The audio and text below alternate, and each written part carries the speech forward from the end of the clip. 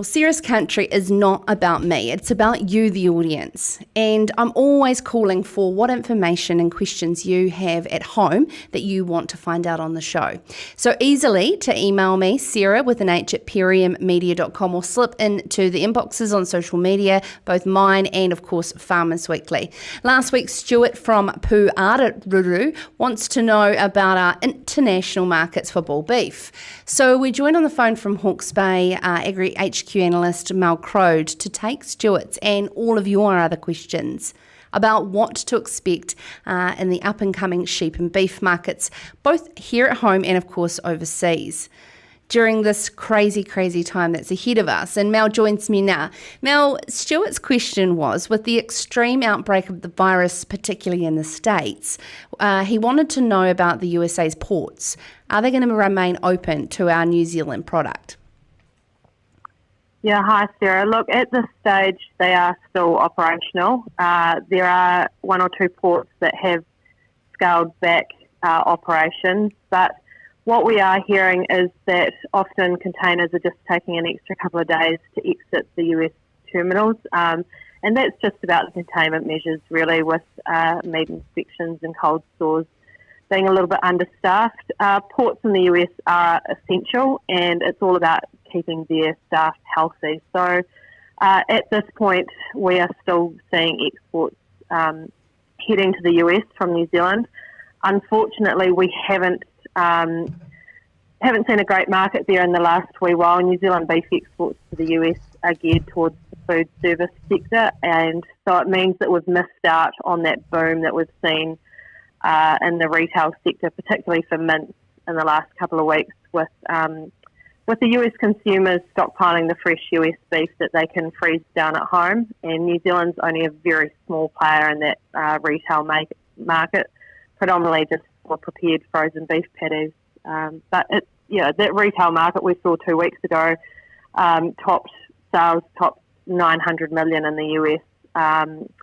And most of that was fresh ground beef, or mince as we more commonly refer to it.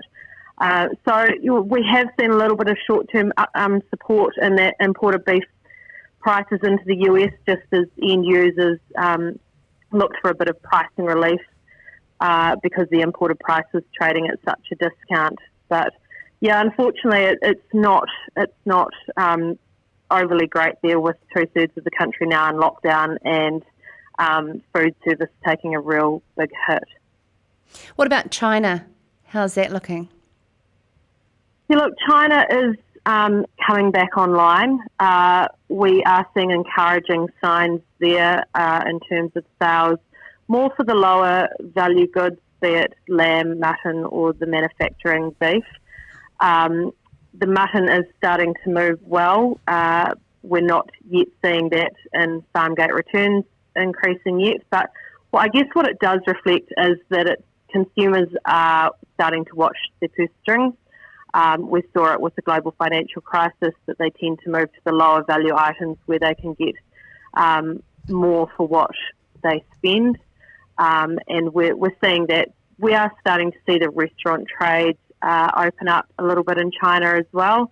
But of course that comes with its own implications with regards to seating within restaurants, and also just getting the Chinese consumer feeling a little bit happy and positive about returning to the restaurants. But absolutely, we're seeing encouraging signs there, and I guess that is helping offset what we are seeing in some of our other key markets, particularly the US, as I've mentioned, for beef, and also Europe, where things aren't just looking quite so rosy at the moment. And of course, talking China, one of our major markets for our mutton, how's that looking? Yes, mutton is moving well, and I guess that like I said, it just comes back to it being at that lower priced item that is moving through retail, and we're starting to see better volumes moving. It's not a big time of the year back here in terms of mutton throughput at our processing plants, but what we have seen is that the drop-off in the lamb kill through March actually encouraged a lot more mutton into the processes that had been sort of sitting, waiting on farm to be processed. So we have started to see that coming through, which will be of great relief to a lot of farmers. Talking about lamb, it's dipped under $7 a kilo. That's certainly not the time of year for it to be heading south. It's usually heading north, heading into the winter. There's going to be some long-term implications of this shift? Yeah, look, I think there potentially will be. Typically, farm gate lamb prices start their ascent from here to peak in late September, early October. Last week, we did see the first signs of pressure coming into the system, with prices easing into this week. What we have to understand is that meat companies are wearing the overheads from plants not running as efficiently as they would like to, just due to the new restrictions. So there's extra processing costs there. And also, we've seen that softening in the in-market pricing for middle cuts. And that's just a flow-on of the drop-off in restaurant trade, travel and tourism in key spots through Europe and North America. What it does tend to do, particularly at this time of the year, is knock farmer confidence, and that can extend right through into the store market. We've only seen once in about the last 5 years of downside in lamb prices at the farm gate beyond March. So you can see that the trend is very much for prices to continue to lift from here on in, and that is what farmers are used to. Again, I guess 1 week is not enough data to suggest that this is a trend, but it is something that we need to be aware of. Current North Island farm gate prices are close to 30 to 40 cents a kilo back on this time last year. The South Island price is slightly ahead of this time last year, but the outlook is certainly nowhere near as clear-cut as what we were looking at a year ago. Last year, markets were humming, and they could have easily taken more land than what we could produce. But what we're seeing at the moment is that if our higher valued cuts aren't moving, it leaves it all up to the lower value items to balance it out, and that's where it becomes a challenge for the meat companies and exporters, I guess, to maximise returns.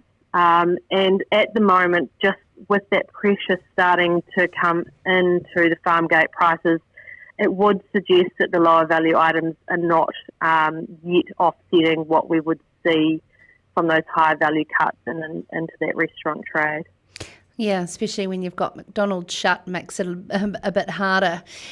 Of course, we've had a lot of questions come in about what's ahead for the processing backlog due to COVID-19 and the wait times to get space. What are you hearing from the processors? Yeah, it's unfortunate. I guess it really highlights the timing of the season. No meat company wants to be slowing down processing throughput, especially right now with the drought still lingering for many and winter getting closer, and the need to get those carrying capacity rates down to winter levels or even lower than winter carrying levels. It is a side effect of having to implement the protocols to keep the staff within those plants safe, and it's something that we need to follow. I think we're really lucky that processors and staff within the plants have worked so quickly to implement the changes, because in other countries we're seeing reports of potential 2-week stand-downs and closures of plants should they get a positive test, or bigger breaks in order to implement their own strategies. So I think we've been really lucky that we've been able to keep plants operational. It probably doesn't feel like that to some farmers facing really extensive delays, and unfortunately we've got 2 short processing weeks this week and next, either side of Easter, and then again at the end of the month for Anzac Day. So it is going to put additional strain on capacity and production. We are hearing of wait times extending out as far as 6 weeks.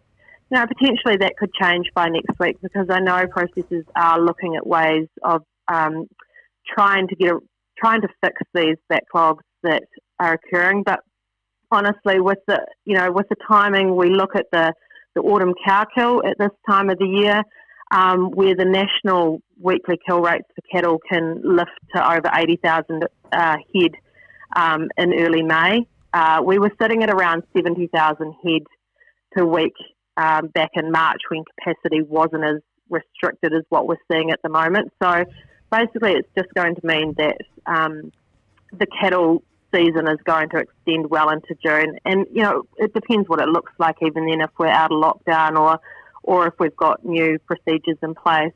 I guess the lamb For lamb in parts of the North Island, the kill is almost current, just given the intensity of the earlier kill rates. We've yet to see it seasonally taper off in the South Island, but we are seeing more mutton flowing through into the processing plants as well. So, look, Sarah, communication is just key. If you've got stock to get killed before winter, then you need to communicate with your meat company rep or your meat company, just so that they can see what's coming through, particularly with those regions that are still battling very dry conditions and really need to see that stock shift off farm sooner rather than later. So more taking action as opposed to reactive week by week. Having that long-term planning with your agent can be key in guaranteeing space. Absolutely, yeah. We've just all got to put everything on paper and I think more so at the moment too, because we're seeing a lot of the bookings for stock into the plants coming forward. Now, I do wonder if that's just to combat some farmer uncertainty that no one really knows what the landscape's going to look like in 3 or 4 weeks. So why not try and get them off farm now? And that's sort of magnifying the issue as well, as well as what we've spoken about, the slowdown in demand and some pressure coming on prices in our key markets. What about how the Wiener fairs have gone despite the sale yards closing down? Oh, look, again, it's just really bad timing. Sale yards should be humming with Wiener fairs right now. And the Wiener fair selling system extends from sort of mid-February to early May. Some of the big sale yards that AgriHQ covered prior to the temporary closures, fielding would expect to see 16,000 Wieners pass through there in any given season, 11,000 head through Temuka, plus you'd have all the on-farm auctions and all the other really important and pivotal sale yards. What we're seeing at the moment is most are opting to sell in the paddock. The agents are on the phone to repeat buyers or loyal clients, and a lot seem to be moving that way. Vendors are being realistic in asking prices and what they're going to receive. And it seems to be, from what we've heard, quite a painless procedure at the moment. Still probably not as good as having that void demand in the sale yards. And I guess, too, the online selling systems are also gathering some more momentum. But unfortunately, we've got a little bit of an overhang of Wieners because a lot weren't sold in those earlier fairs just because of the drop in the prices that we saw right from the get-go. And in many cases, particularly in the drought regions where feed is still very low, breeding cows are often now being offloaded into the processors, which is heartbreaking for a lot of those farmers. But, for some, taking a low Wiener price that they're looking at instead offloading cows just to free up some space and take the pressure off those feed requirements. So, we've seen a really tough Wiener market develop. It was hard going right from the start, I guess, because of the lack of feed, market uncertainty, and for a lot of farmers not being able to get finished cattle killed to free up space. So we have seen Wiener prices significantly lower than this time last year, and that's still the current trend. It's going to have a real major dent on our breeding numbers in years to come, unfortunately. That is a senior sheep and beef analyst for AgriHQ, Mel Croad. This is Sarah's Country.